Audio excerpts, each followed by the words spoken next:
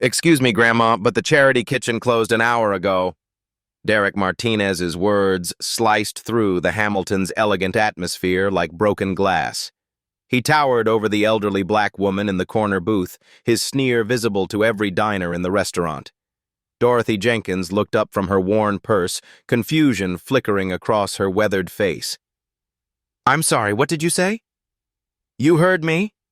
Derek snatched the leather menu from the table and held it high, making sure everyone could see. "This isn't where people like you eat. There's a Salvation Army down the street." Dorothy, 65 years old, sat frozen in the corner booth. Her simple cardigan and floral dress suddenly felt like rags under the stares of well-dressed diners. Dorothy Jenkins, 65 years old, clutched her worn purse tighter. She'd raised 4 children, buried a husband, and worked double shifts for 30 years. But nothing had prepared her for this moment. Have you ever been made to feel like you don't belong somewhere simply because others judged your appearance? 6:35 p.m. Son expected in 25 minutes. Dorothy's fingers trembled slightly as she reached for her phone. The text message glowed on the cracked screen. "Running late from City Hall meeting, order appetizer, be there by 7, Damon." She'd arrived 15 minutes early, as always. Her son hated when people were late, and she never wanted to disappoint him, not after everything he'd accomplished. "Ma'am, did you hear what I said?" Derek's voice cut through her thoughts. He stood with arms crossed, blocking her view of the other diners. "You need to leave. Now." "I'm waiting for my son," Dorothy said quietly, her voice barely above a whisper. "He should be here soon." Derek let out a harsh laugh. "Right, and I'm sure he's the governor." He leaned down, his voice dripping with condescension.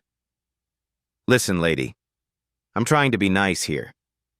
This place charges $35 for a salad. You want somewhere cheap? Exit's right behind you." At the table beside them, Keisha Washington looked up from her date. The 26-year-old social media manager had been recording TikTok videos all evening, but something about this interaction made her stomach turn. She discreetly pulled out her phone and started recording. "Please," Dorothy tried again, her voice steady despite the tremor in her hands. "I just need to wait 20 minutes. My son texted me to order an appetizer. Show me the money first." Derek's voice carried across 3 nearby tables. $50 cash, or you walk." Dorothy opened her worn leather purse. Inside, beneath old receipts and a small packet of tissues, lay several items that would have made Derek's jaw drop. A city parking validation sticker, a business card with the official city seal, and a gold watch, simple but elegant, engraved with words no one could see. "To Mom, love your mayor son, DJ." But she only pulled out a $20 bill. "I have this," she said, holding it up with dignity and tact. Derek snatched the money from her fingers and examined it like it might be counterfeit. $20? Lady, our appetizers start at 18. You can't even afford the bread basket." 6:42 p.m. Son arriving in 18 minutes. The humiliation burned in Dorothy's chest, but she'd learned long ago how to swallow pain. She'd worked as a hotel housekeeper for 30 years, cleaning up after people who wouldn't look her in the eye. She'd raised 4 children on minimum wage after her husband died in a factory accident. She'd survived worse than a rude waiter. But this felt different. This felt personal. "Young man," she said, her voice gaining strength, "I would like to speak with your manager." Derek rolled his eyes dramatically. "Oh, here we go. Let me guess. You want to complain? File a lawsuit?" He turned to address the nearby tables. "Folks, sorry for the disturbance. Some people just don't understand how upscale dining works." A few diners shifted uncomfortably. An elderly white couple at table 8 exchanged worried glances. The man started to stand, but his wife grabbed his arm and shook her head. Keisha's phone continued recording. Her TikTok live stream had started automatically, and she watched the viewer count climb. 47, 93, 156. The manager is busy with paying customers, Derek continued, enjoying his performance. But I'll tell you what, order a $30 entree right now, and I'll pretend this conversation never happened. Dorothy checked her phone again. The lock screen showed a photo of her and Damon at his inauguration ceremony 6 months ago. She stood proud beside him as he took the oath of office, her hand on the same Bible she'd used to swear him in as student council president 30 years earlier. 6:45 p.m. Son arriving in 15 minutes. "I'll wait for my son," she repeated, this time with quiet steel in her voice. Derek's patience snapped. "That's it. I'm calling security." He pulled out his phone and dialed the restaurant's internal number. "Yeah, we need someone at table 12. Got a vagrant refusing to leave." The word vagrant hit Dorothy like a physical blow. She'd worked every day of her adult life. She'd put 4 children through college. She'd volunteered at 3 different churches and organized neighborhood watch programs for 15 years. But to Derek, she was just an old black woman in the wrong place. "Security's on the way," Derek announced loudly. "Maybe next time you'll think twice about where you belong." Keisha's live stream viewers had jumped to 340. Comments flooded the screen. "This is so wrong. Someone call the cops. That poor woman. Is this really happening in 2024? The young woman felt sick watching this unfold. She wanted to intervene, but something held her back. Maybe it was fear. Maybe it was the uncomfortable realization that she'd witnessed moments like this before and done nothing. 6:48 p.m. Son arriving in 12 minutes. Dorothy sat straighter in the booth. She thought about calling Damon early, but he was probably still in meetings. The emergency city council session about the downtown development project had been scheduled for 6 p.m. He'd been preparing for weeks. Instead, she folded her hands in her lap and waited. She'd learned patience from her mother, who'd waited tables in segregated restaurants in the 1960s. She'd learned dignity from her father, who'd been refused service at lunch counters but never let bitterness poison his heart. Derek paced beside her table like a predator circling wounded prey. "You know what? I'm being too nice. Get up. Now." "No," Dorothy said simply. The single word carried 30 years of raising teenagers, a decade of dealing with difficult bosses, and a lifetime of standing up for herself when no one else would. Derek's face flushed red. "What did you just say to me?" "I said no." Dorothy looked up at him with calm eyes. "I'm not moving until my son arrives." 6:50 p.m. Son arriving in 10 minutes. The restaurant had grown quieter. Other conversations died as more diners turned to watch the confrontation. Keisha's live stream hit 580 viewers, and in the distance, Dorothy could hear heavy footsteps approaching. Security was coming. 6:52 p.m. Son arriving in 8 minutes. The security guard's footsteps echoed across the Hamilton's marble floor. Marcus Thompson, a 42-year-old former Marine, had worked restaurant security for 3 years. He'd seen his share of difficult situations, but something about this one felt wrong. The elderly woman sat with perfect posture, hands folded, looking more like someone's grandmother than a troublemaker. But Derek was practically vibrating with agitation. "Finally," Derek muttered as Marcus approached. "This woman has been causing problems for 20 minutes. She's refusing to order anything substantial and won't leave." Marcus studied Dorothy's face. She met his gaze without defiance or fear, just quiet patience. In his military experience, truly dangerous people rarely looked this calm. "Ma'am," Marcus said gently, "is there something I can help you with?" "I'm waiting for my son," Dorothy replied. "He asked me to meet him here at 7 o'clock. Derek snorted. "She's been saying that for half an hour, claims her son is coming but won't prove she can pay for anything. This is a business, not a homeless shelter." 6:54 p.m. Live stream viewers, 8:47. Keisha's hands shook slightly as she held her phone steady. The comments were coming faster now. "This is discrimination. Where is this restaurant?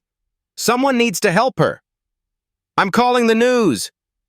A college student at the bar had started his own recording. An elderly white businessman discreetly took photos. The Hamiltons' own security cameras captured every angle, but still, no one stood up. "Look," Marcus said to Dorothy, his voice respectful. "I understand you're waiting for someone, but if you're not planning to order—" "She has $20, Derek interrupted. 20! Our cheapest entree is 35. She's wasting everyone's time." Marcus frowned. Something about Derek's tone rubbed him wrong. He'd grown up in Hamilton's East Side, watched his own grandmother face similar treatment at upscale establishments. "Ma'am, do you have a way to contact your son?" Marcus asked. Dorothy's fingers moved to her phone. The contact list showed Damon, mayor's office, at the top, but she hesitated. Her son was in important meetings. The downtown development vote could affect thousands of jobs. He's at work," she said simply. Derek laughed harshly. "Right, let me guess. He's the President of the United States, too." 6:56 p.m. Manager Patricia Collins arrives. The commotion had finally reached the manager's office. Patricia Collins, 38, had worked her way up from hostess to manager over 12 years. She prided herself on running a smooth operation, but the scene at table 12 was anything but smooth. "What's the situation here?" Patricia asked Derek, not bothering to look at Dorothy. "Vagrant situation," Derek said with satisfaction. "She's been here 40 minutes, ordered nothing but water, claims she's waiting for her son. I've been trying to handle it diplomatically." Patricia's eyes swept over Dorothy's simple clothes, worn purse, and modest appearance. In her experience, people who belonged at the Hamilton looked different. They carried themselves differently. They wore different clothes. "Ma'am," Patricia said with forced politeness, "we have a minimum order policy during dinner hours. I'm going to have to ask you to either place an order or allow us to seat other customers." "I understand your policy," Dorothy said calmly, "but my son specifically asked me to wait here. He's running late from a city meeting." "A city meeting?" Patricia's tone dripped skepticism. "What kind of meeting?" Dorothy hesitated again. She'd raised her children never to name-drop or use their father's memory for special treatment. Even after Damon became mayor, she insisted on making her own way. "City council business," she said vaguely. Derek rolled his eyes. "She's making it all up. Probably saw something on the news." 6:58 p.m. Livestream viewers, 1,240. Keisha watched her viewer count explode. People were sharing the stream faster than she'd ever seen. Comments flooded in from across the city. "I know this restaurant." "Someone call Channel 7. "This is Hamilton's mayor's favorite spot." "The irony." That last comment made Keisha's heart skip. She'd covered city events for her social media job. Mayor Jenkins was known for his civil rights advocacy. He'd grown up in poverty, raised by a single mother after his father died young. A terrible thought began forming in her mind. 7:00 p.m. Sun officially late. Dorothy checked her phone. No new messages. Damon was never late without calling. The city council meeting must have run over. "That's it," Patricia declared. "It's 7:00. Either order a full entree or leave immediately." "I'd like to call my son," Dorothy said, her voice finally showing strain. "You can call him from the sidewalk," Derek snapped. "We've been more than patient." Marcus shifted uncomfortably. This felt wrong. The woman wasn't causing trouble. She wasn't drunk or disorderly. She was just waiting. "Ma'am," he said quietly, "maybe you could wait in the lobby area, just until your son arrives?" It was a reasonable compromise, but Derek exploded. "No! She's had her chance. She needs to go. Now!" He turned to the other diners. "I'm sorry, everyone. We're trying to maintain the quality dining experience you expect from the Hamilton." Several diners looked away uncomfortably. A few nodded in agreement. One businessman actually applauded. 7:02 p.m. The crowd gathers. Patricia called over 2 more staff members. The hostess, a young blonde named Savannah, and another waiter, James, both flanked Dorothy's table. 5 restaurant employees now surrounded one elderly woman. "This is your final warning," Patricia announced loudly. "Leave voluntarily or we'll have you removed." Dorothy looked around the circle of hostile faces. 5 people, all younger, all convinced they were right. All convinced she didn't belong. She thought about her late husband, Robert, who'd faced worse than this working construction in the 1980s. She thought about her children, who'd all graduated college despite growing up poor. She thought about Damon, who'd overcome every obstacle to become the youngest mayor in Hamilton's history. She thought about all the times she'd backed down, walked away, chosen peace over principle. Not tonight. "No," she said clearly. 7:04 p.m. Live stream viewers, 2,100. The word rippled through the restaurant like a stone dropped in still water. Conversations stopped. Silverware clinked to silence. Derek's face turned purple. "Did you just tell us no?" "I told you no," Dorothy repeated. "I'm not leaving until my son arrives." Patricia pulled out her phone. "That's it. I'm calling the police." The threat hung in the air like smoke. Dorothy had lived through enough to know what calling the police could mean for an elderly black woman in a confrontation with white restaurant staff. But she also knew something they didn't. She knew who her son was. 7:05 p.m. The point of no return. "Fine," Patricia said into her phone. "Hamilton police?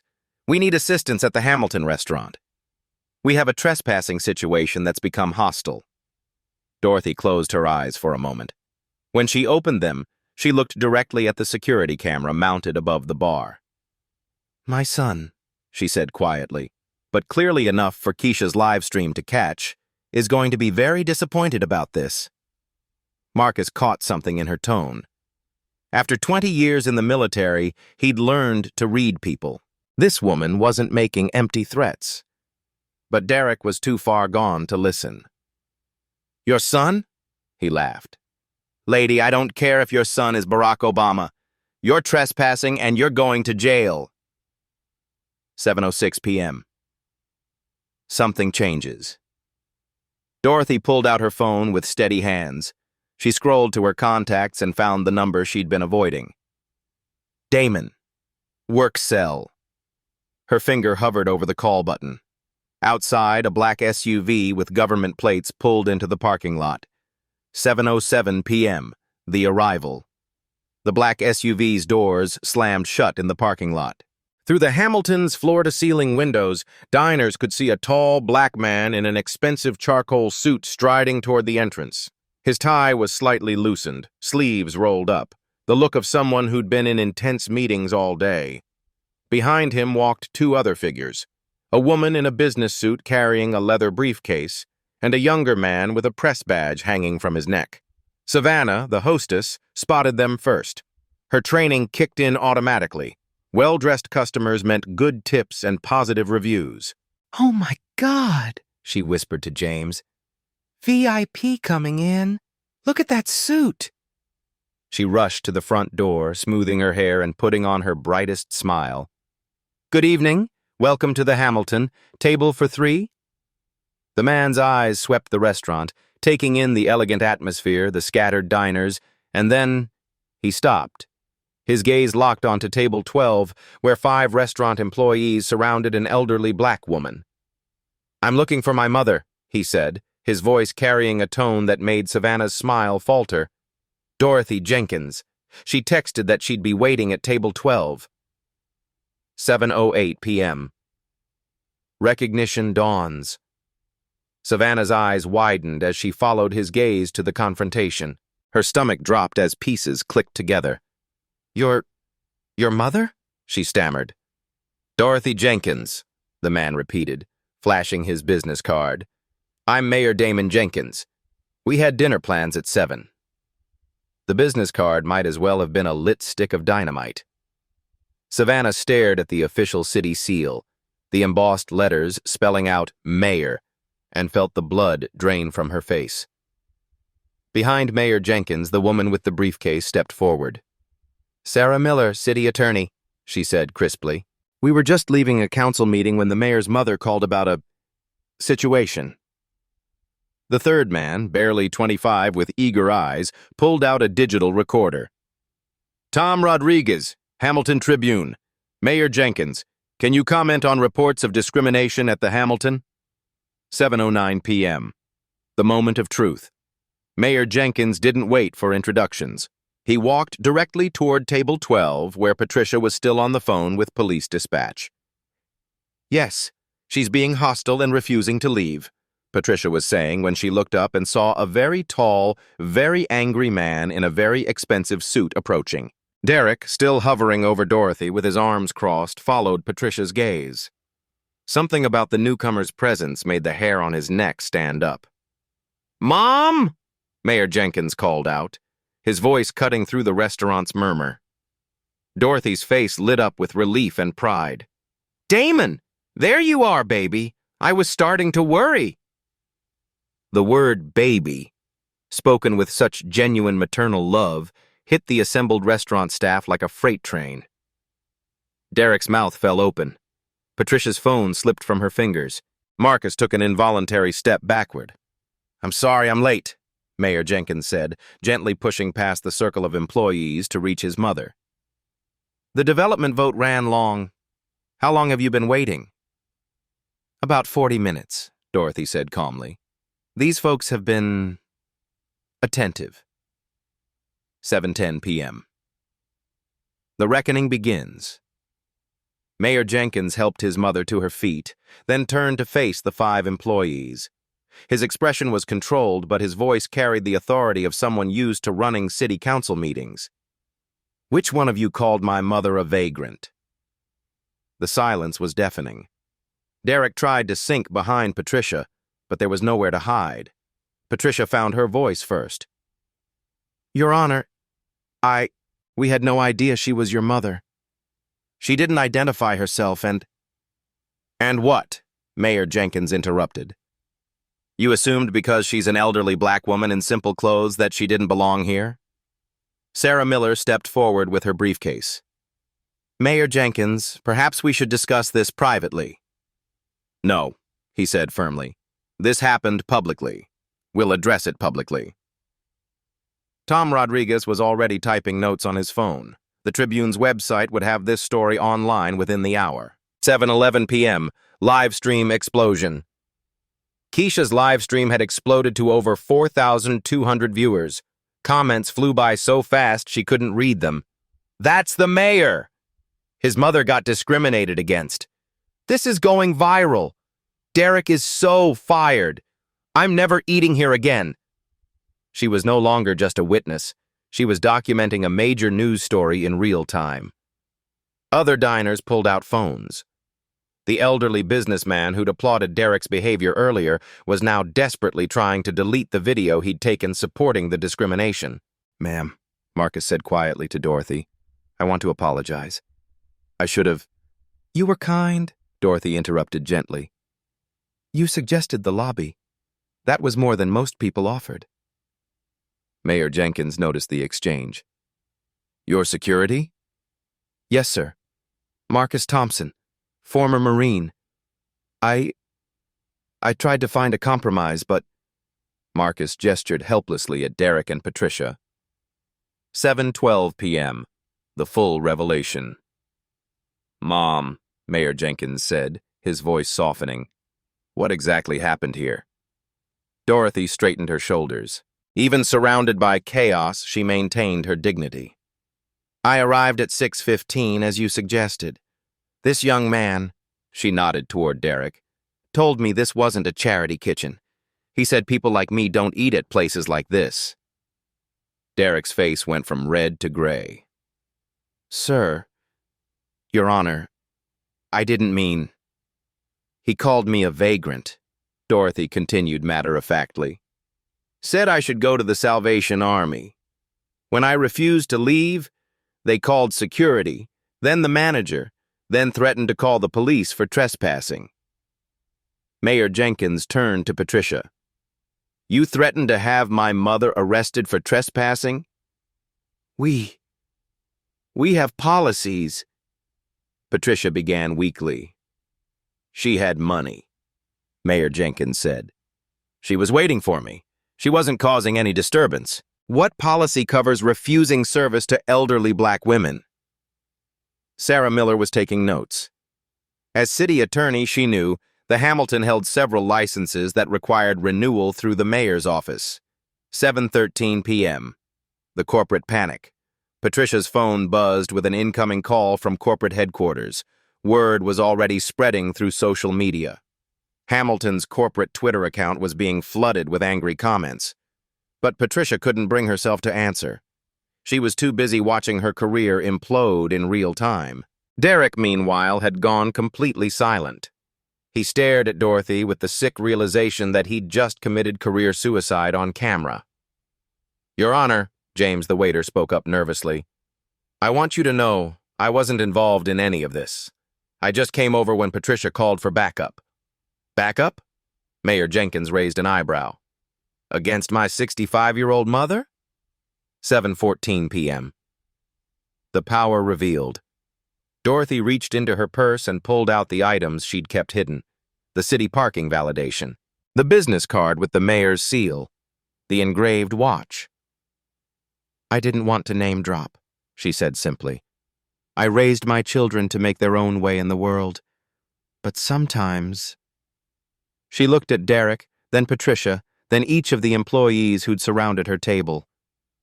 "Sometimes people need to understand that everyone deserves basic respect, regardless of who their children are." Mayor Jenkins put his arm around his mother's shoulders. "Mom, you shouldn't have to carry business cards to get decent treatment."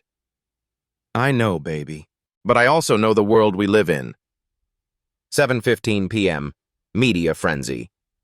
Tom Rodriguez stepped forward with his recorder. "Mayor Jenkins, this incident was live-streamed to thousands of viewers. Do you have a comment?" "I do." Mayor Jenkins looked directly into Keisha's phone camera, knowing the live stream was still running. "My mother, Dorothy Jenkins, worked as a hotel housekeeper for 30 years. She raised 4 children alone after my father died. She put all of us through college on minimum wage and tips." His voice grew stronger. "She volunteered at 3 churches, organized neighborhood watch programs, and never missed a PTA meeting. She is one of the most dignified, hard-working people I know." He paused, looking at Derek and Patricia. The fact that restaurant staff judged her worth by her clothes instead of her character says everything about them and nothing about her. 7:16 p.m.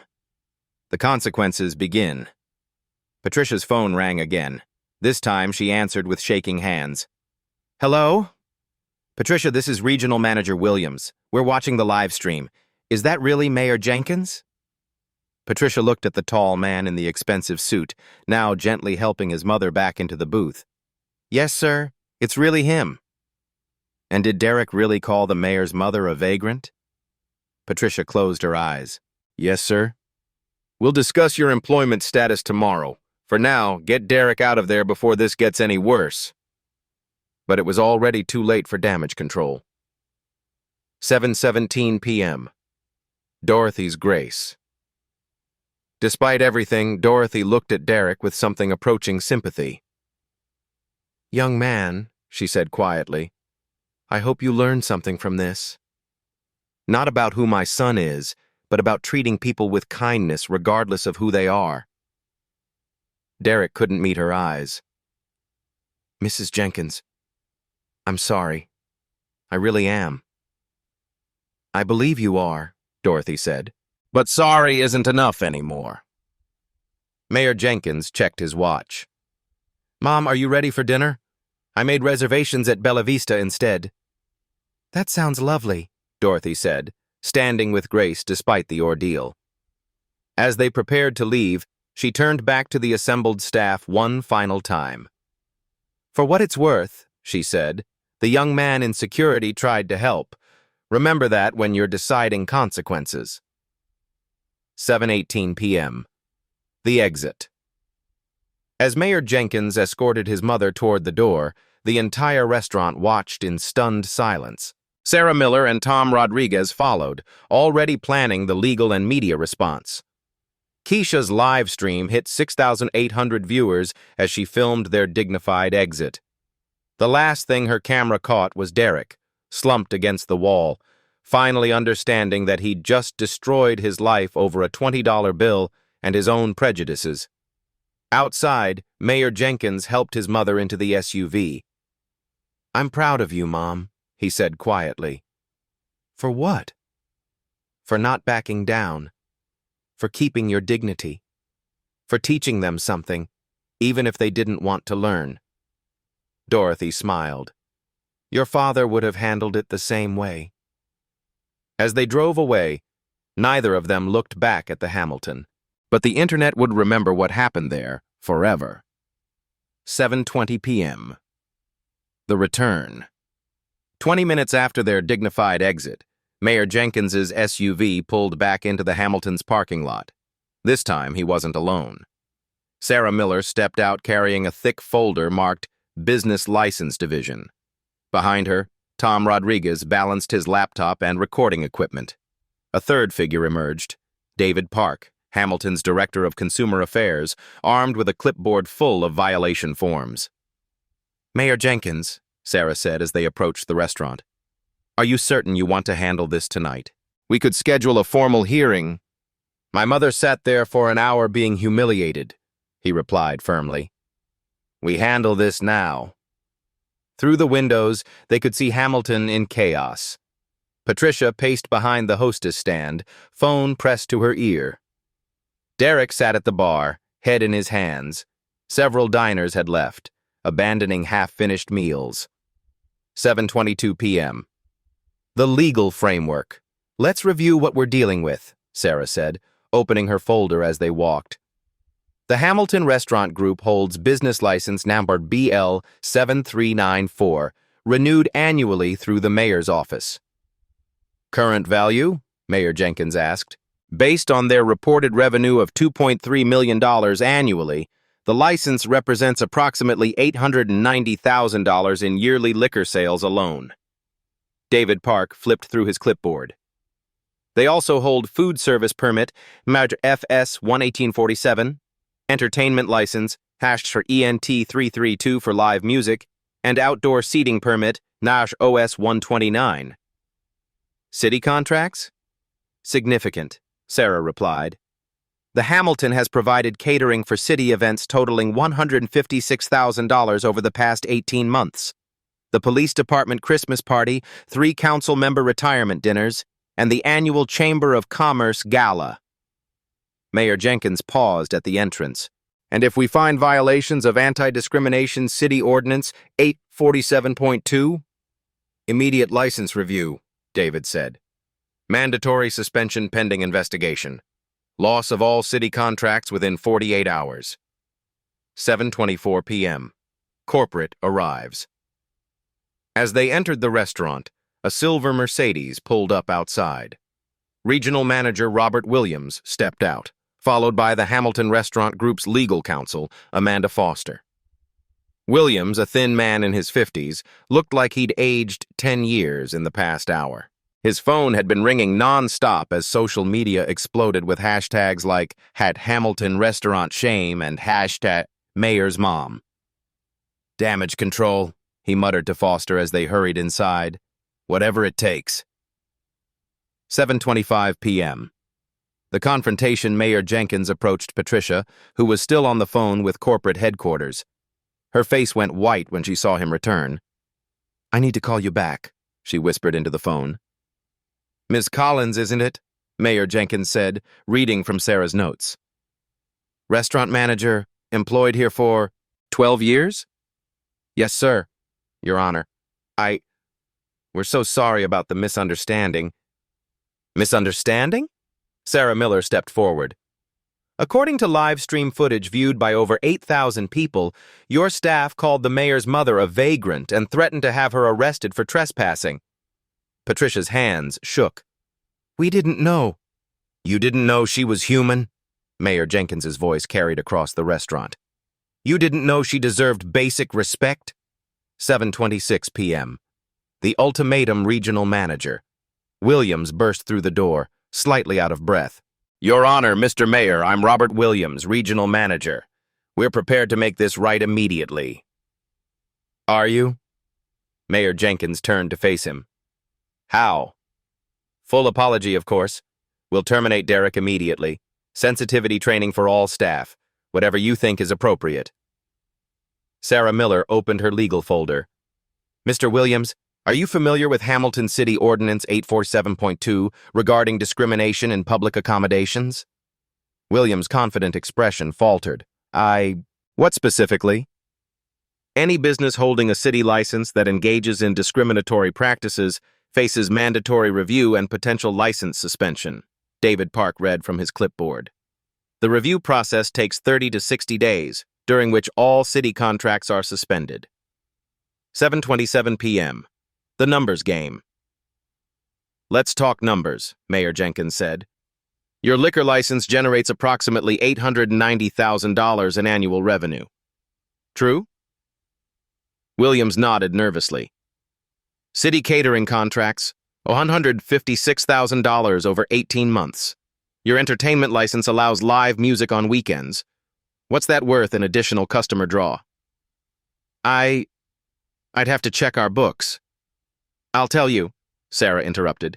According to your own business filings, weekend entertainment increases customer volume by 37%. That's roughly $280,000 in additional annual revenue. Amanda Foster, the restaurant's lawyer, finally spoke up. Your Honor, surely we can resolve this without involving license reviews. Can we? Mayor Jenkins looked at her steadily. Your employee called my mother a vagrant. Your manager threatened to have her arrested. Your staff surrounded her like she was a criminal. All because she's an elderly black woman who doesn't look wealthy enough for your establishment. 7:28 p.m. The real cost, Tom Rodriguez, had been quietly documenting everything. Now he stepped forward with his laptop. Mayor Jenkins, the live stream footage has been shared over 3,000 times in the past hour. Local news stations are calling for comments. This story will be on the 11 o'clock news tonight. He turned the laptop screen toward Williams.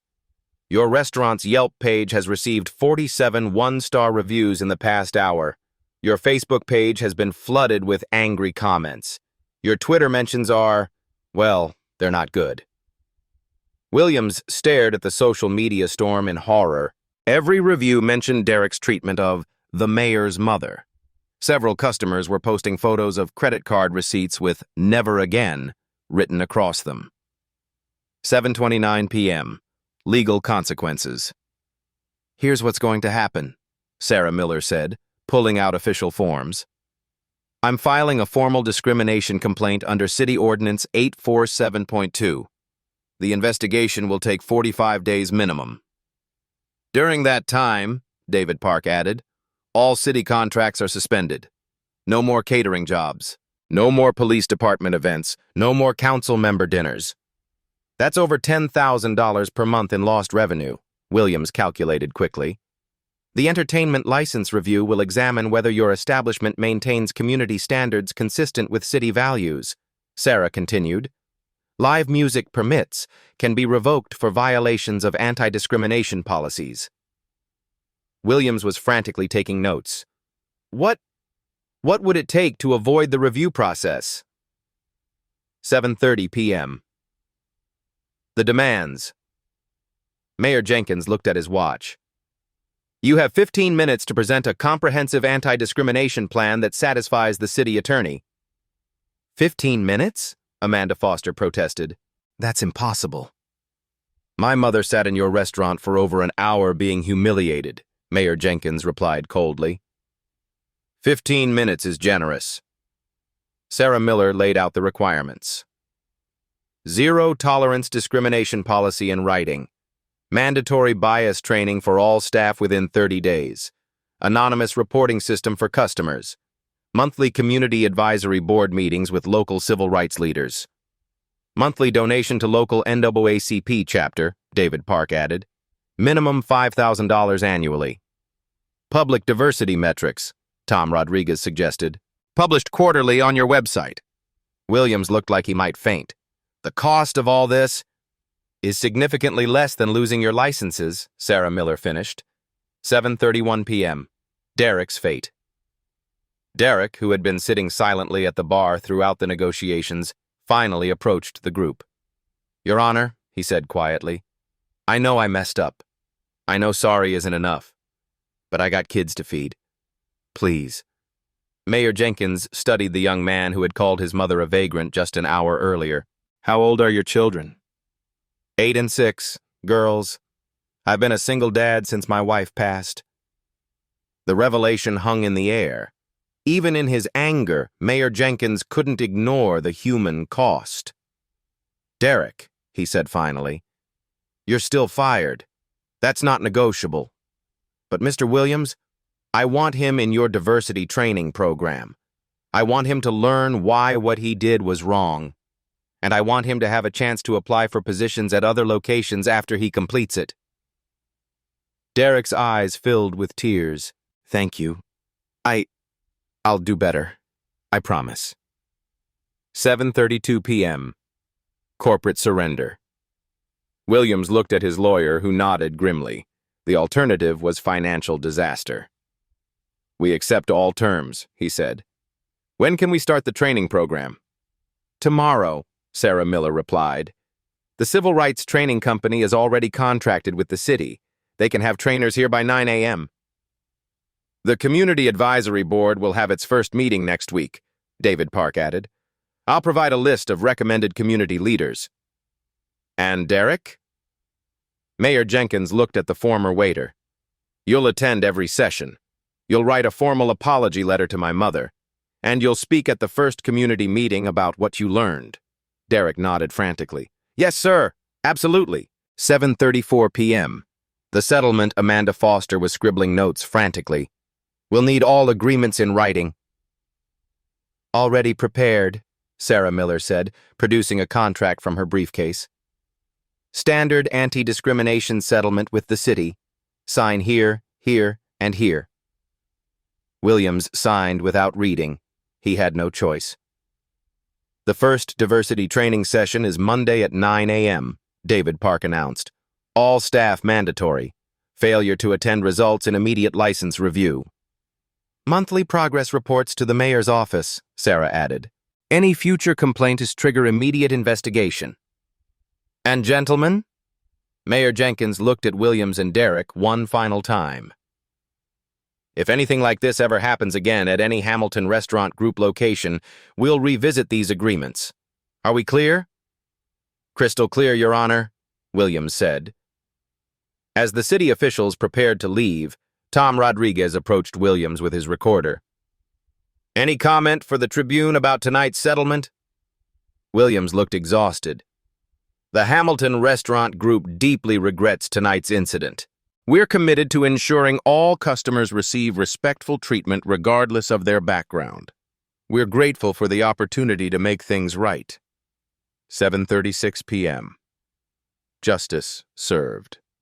As they walked back to the SUV, Sarah Miller shook her head in amazement. 45 minutes from discrimination to comprehensive reform. That might be a record. "My mother shouldn't have had to endure an hour of humiliation for this to happen," Mayor Jenkins replied. "But at least some good came out of it." David Park was already on his phone. "I'm calling the other upscale restaurants in the district. Word travels fast. They'll all want to review their policies before this story spreads." In the restaurant behind them, Patricia was addressing the remaining staff about the new reality they all faced. Hamilton would never be the same, and that was exactly the point. 3 weeks later, the Hamilton's reopening. The Hamilton looked the same from the outside, but everything had changed within. A small placard by the entrance read, "Welcome to the Hamilton, where every guest is valued." Derek Martinez was gone, of course. His social media accounts had been deleted after receiving thousands of angry messages. He'd moved back to his hometown in Ohio, working at his uncle's auto shop and avoiding any mention of his restaurant career. Patricia Collins had also disappeared from Hamilton's restaurant scene. Her 12 years of experience meant nothing when potential employers Googled her name and found the discrimination story. But the Hamilton had survived. Barely. The new management regional manager Williams had brought in Maria Santos, a Latina hospitality professional with 15 years of diversity training experience. Her first act was gathering the remaining staff. "I know you're all scared," she said during the mandatory meeting. "Your jobs aren't automatically safe just because you weren't directly involved. We're starting over, and everyone needs to prove they belong here." She held up a thick manual. "These are our new policies. Dignity first isn't just a slogan. It's how we operate now. Every customer gets the same respect, regardless of appearance, age, race, or how much they spend." Marcus Thompson, the security guard, had been promoted to assistant manager. His military background and his attempt to help Dorothy had impressed corporate leadership. "Marcus will be conducting monthly evaluations," Maria continued. "Anyone displaying bias or discrimination will be terminated immediately. No warnings, no second chances." The monitoring systems. The changes were comprehensive and visible. Customers could now submit anonymous feedback through QR codes at every table, linked directly to the city licensing department. A community advisory board met monthly, including local NAACP leaders and senior citizen advocates. Most importantly, Dorothy Jenkins had agreed to serve as an unofficial consultant. Once a month, she would dine at the Hamilton, sometimes alone, sometimes with friends, to observe how staff treated ordinary customers. "Mrs. Jenkins," Maria had asked during their first meeting, "what should we be watching for?" "Watch how your staff treat the person who looks like they can't afford to be here," Dorothy replied simply. "That's when you see their true character." The financial reckoning.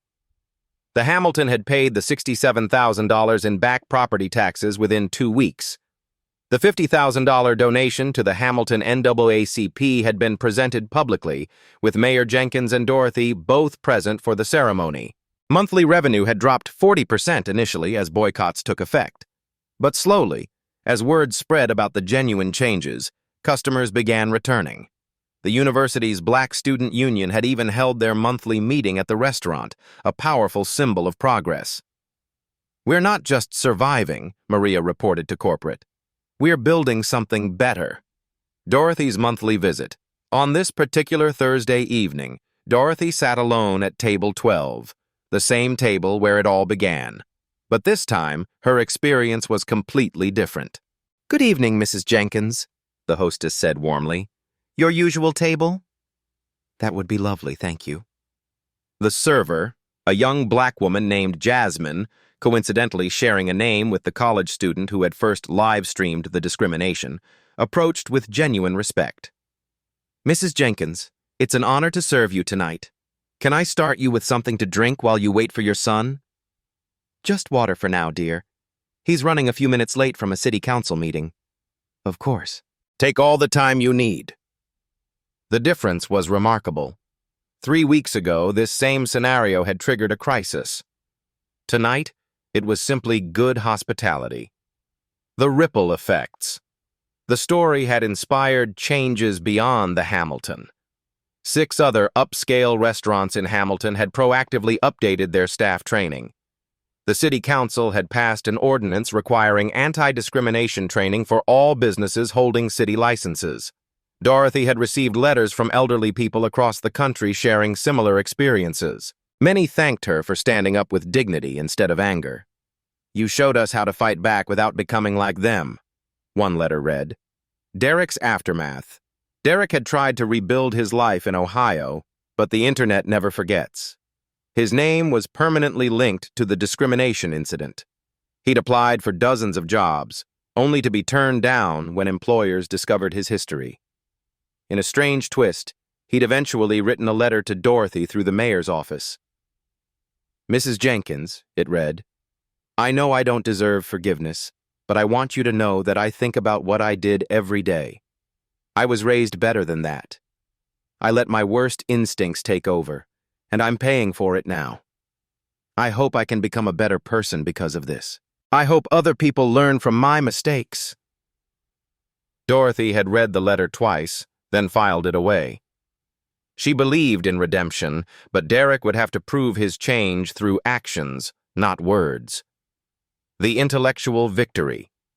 As Dorothy sat in the same booth where she'd been humiliated, she reflected on what had been accomplished. No one had been physically harmed. No property had been destroyed. No lawsuits had been filed.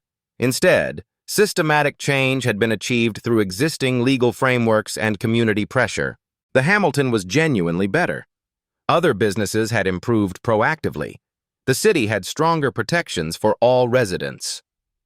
Personal transformation. When Mayor Jenkins arrived at 7:15 p.m., he found his mother chatting comfortably with Maria Santos about the restaurant's progress. "How was the service tonight, Mom?" he asked, sliding into the booth. "Excellent," Dorothy smiled. "But more importantly, I watched them serve 3 other elderly customers tonight.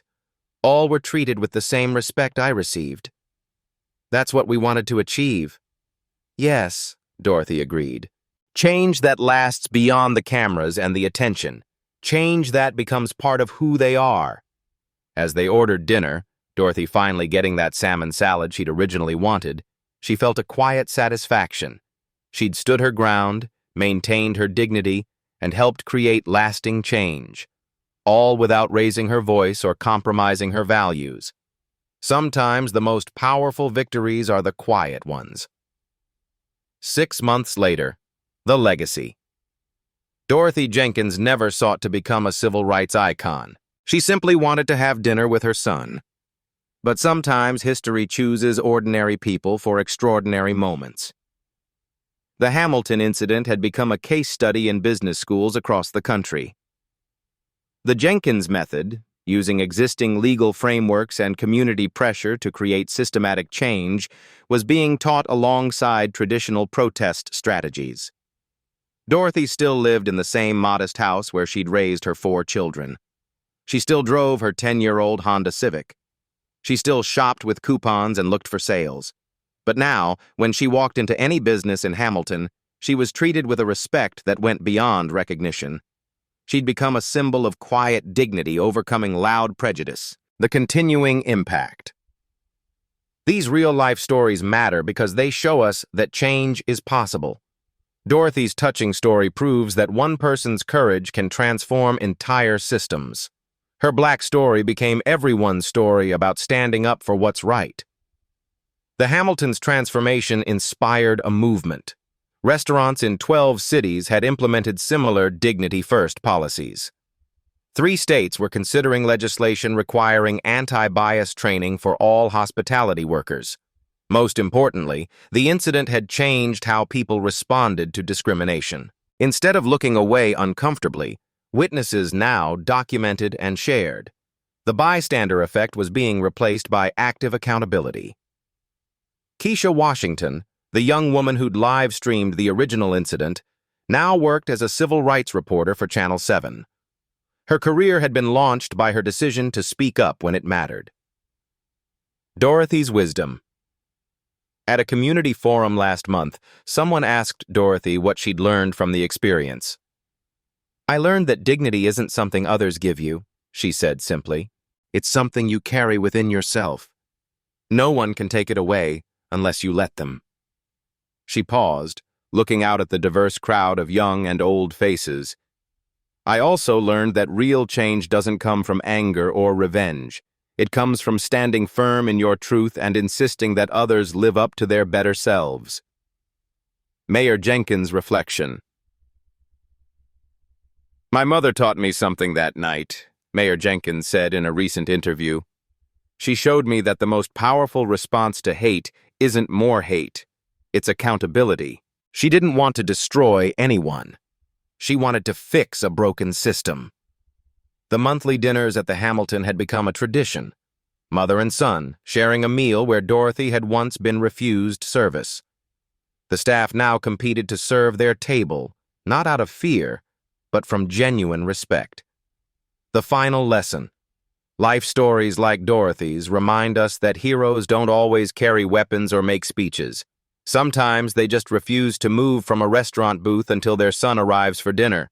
Sometimes they maintain their grace under pressure and trust that justice will prevail.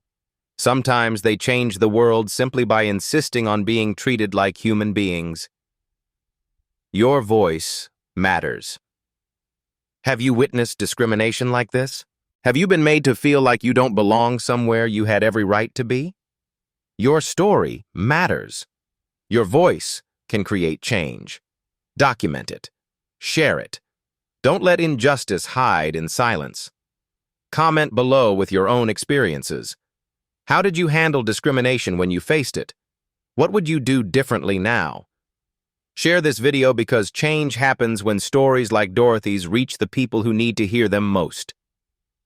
Subscribe to Black Voices Uncut for more stories of quiet strength overcoming loud prejudice. Real people, real courage, real change. Because in the end, we all have the power to stand up like Dorothy Jenkins did, with dignity, determination, and an unshakable belief that everyone deserves respect.